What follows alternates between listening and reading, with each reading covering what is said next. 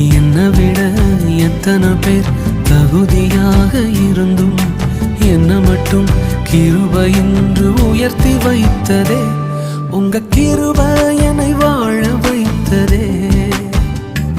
உங்க கிருபை என்னை தூக்கி சுமக்குதே. உங்க கிருபை என்னை வாழ வைத்ததே. உங்க கிருபை என்னை பாட வைத்ததே.